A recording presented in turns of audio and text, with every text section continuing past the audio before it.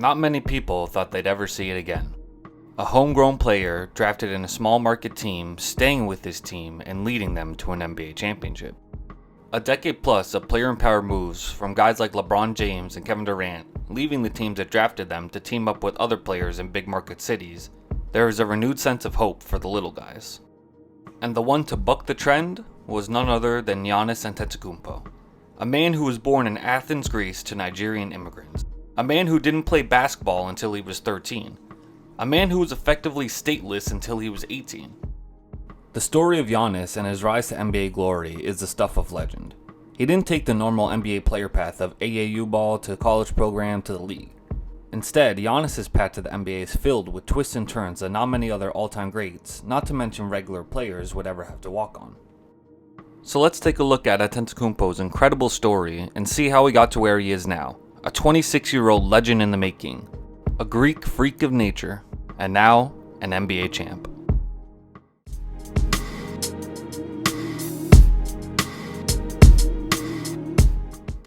Real quick, before we start, make sure to hit that red button and subscribe to my channel for more weekly videos. We're over 900 subs now, almost at the 1K mark, and I'm truly grateful for all the support. If you're digging the content, make sure to give this video a like and check out my other video on another foreign basketball player's ride to superstardom and Luka Doncic. In that video, I explain why Luka is on pace to be a top 10 player of all time. But after Giannis just won his first finals, I thought it was only right to make a similar claim. So check out that video when you're done with this one, and without further ado, let's get started. The year is 2007. Kanye has just released Graduation, and Spider-Man 3 is released in theaters.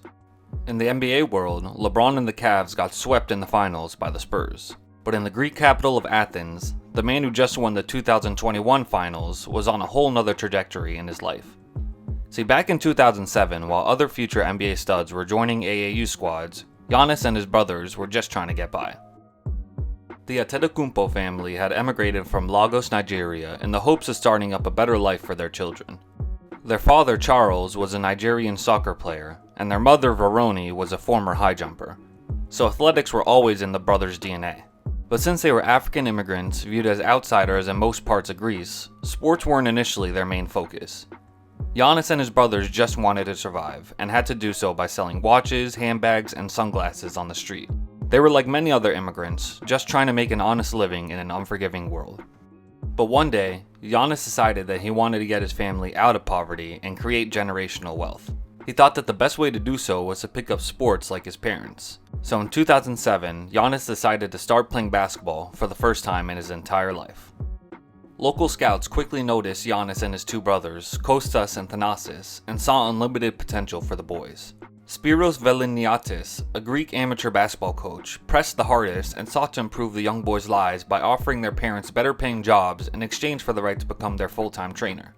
He didn't know it back then, but Spiros helped change the course of the Antetokounmpo's future, and in turn, NBA history, by helping put Giannis and his brothers on a basketball developmental path. Fast forward to 2011, and Giannis and Thanasis signed their first basketball contracts for the Philathetikos basketball senior team.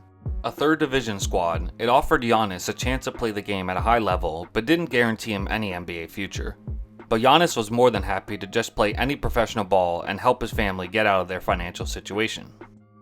But miraculously, in only his second year with the team, international scouts began to notice his rapid skill improvement and NBA lottery potential. During the 2012 season, in 26 games, Giannis averaged 9.5 points, 5 rebounds, 1.4 assists, and 1 block on 46, 31, 72 shooting splits. Not outstanding numbers by any metric, but considering it was only his 5th year ever playing the sport, it's honestly quite remarkable.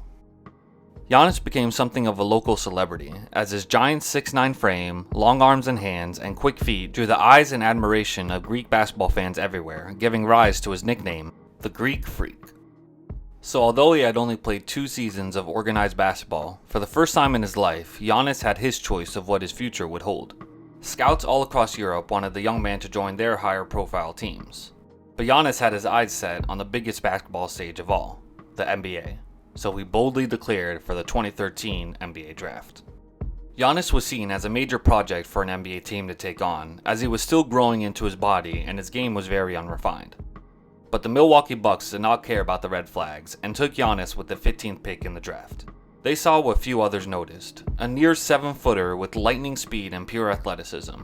He was a prototypical stretch forward for the modern NBA, and if he could just develop and refine his skills, his potential was through the roof.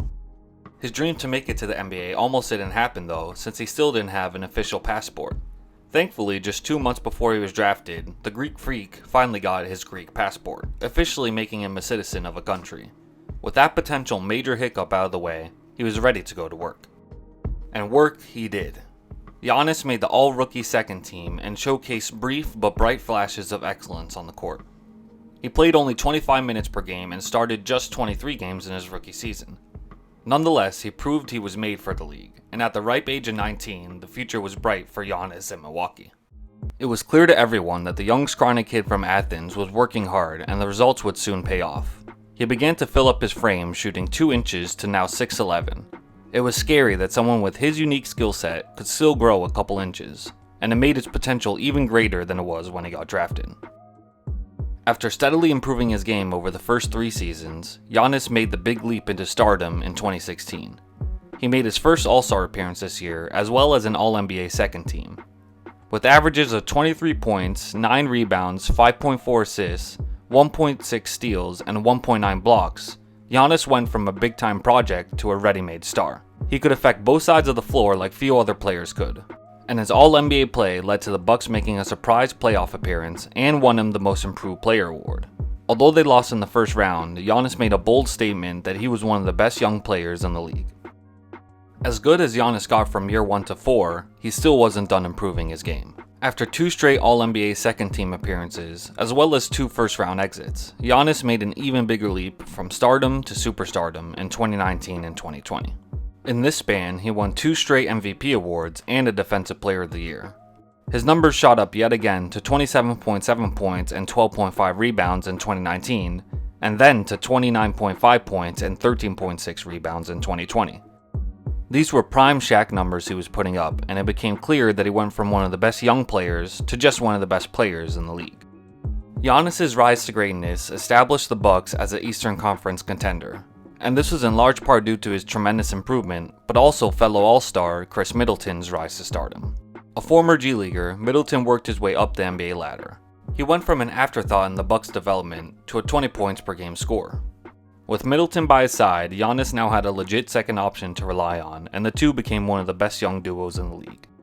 As good as Giannis' overall numbers had become, there were still some glaring holes in his game that needed to be fixed if the Bucks ever wanted to make a deep playoff run. First, his primary ball handling skills were still a work in progress. Giannis thrived on points in transition and taking a defender one-on-one. Those were the main ways he scored the majority of his points. But when defenses would single him out, sending double teams and building walls to prevent him from bulldozing his way to the paint, then Giannis struggled to make the right decisions more times than not. Also, his lack of a reliable jump shot was a problem, especially in today's offensive-driven NBA. Although he made tremendous strides on his mid-range and fadeaway jumpers, his three-point shot was pretty lackluster. Giannis tried to amend this in 2020 as he took a career-high 4.7 threes per game, but only shot them at a 30% clip. So it was only natural that people started to wonder whether or not his lack of a jump shot would cost the Bucks a chance at winning it all. So going into the 2021 season, there were a lot of questions surrounding the team, most of them focusing on Giannis' long-term future with the team. But before the season started, he did his part in making sure the team wasn't in flux for the season. Somewhat surprisingly, he signed the Supermax extension a year before he was due for free agency. It was a major burden lifted off of Milwaukee's shoulders, as they knew their main guy would be in the fold for the long term, and it was a breath of fresh air for small market teams hoping that their stars wouldn't leave in free agency. But the Bucks still needed one more piece if they were to truly contend, and they found the final piece to the puzzle before the season started when they traded for two-way star Jrue Holiday. Holiday had made a name for himself during his career as an elite defender and a capable bucket getter. The Bucks knew they had to capitalize on Giannis' decision to re-sign with the team and went all out to get Jrue. Milwaukee nabbed the 3rd seed in the East, a step down from the previous 2 seasons, but this time around they had a 3rd weapon to use come playoff time. They quickly disposed of the Heat in the first round, sweeping them to avenge their upset loss to them last year in the bubble. Then in the second round they took advantage of the injury-plagued Nets and won in 7, thanks in large part to Durant's big-ass feet. They then rode their momentum past the Hawks in the Eastern Finals and won in 6 to advance to their first finals appearance since 1974 during the days of Lou Alcindor, aka Kareem Abdul-Jabbar. Finally, they were tasked with facing off against the surprising Phoenix Suns, led by Chris Paul, Devin Booker, and DeAndre Ayton. And just like their last two series, falling down 2-0 to the Nets and 1-0 to the Hawks, the Bucks had to claw their way back to win it all. They fought back from another 2-0 deficit and won in 6, proving how tough and resilient this team is. And their toughness came from their best player and their fearless leader, the one who fought plenty of other battles in his life. Giannis delivered one of the greatest finals performances in NBA history. His final stat line of 35 points, 13 rebounds, 1.2 steals, and 1.8 blocks is up there with some of the other great final stat lines of all time. And he capped off the finals with a series clinching 50 points, 14 boards, and 5 blocks on 64% shooting and remarkably 89% from the line. This obviously won him Finals MVP and made him only the third player ever to win MVP, Defensive Player of the Year, and Finals MVP. The other two, Michael Jordan and Hakeem Olajuwon. Rarefied air indeed. So at the age of 26, Giannis' resume is already a Hall of Fame one and is on pace for a seat at the GOAT discussion table. He has 5 All-Star selections including an All-Star Game MVP, a Most Improved award, 5 All-NBA spots including 3 straight on the first team, a Defensive Player of the Year award to go with 4 NBA All-Defensive teams including 3 straight on the first team, 2 straight MVPs, and 1 Finals MVP. It might sound crazy, but Giannis is probably the most accomplished 26-year-old in NBA history. And if he continues to improve like he has year after year, it's honestly scary to think about how good he can be by, let's say, his age 30 season. Maybe he finally develops a 3-point shot, or even a mid-ranger that's consistent enough with the best in the game.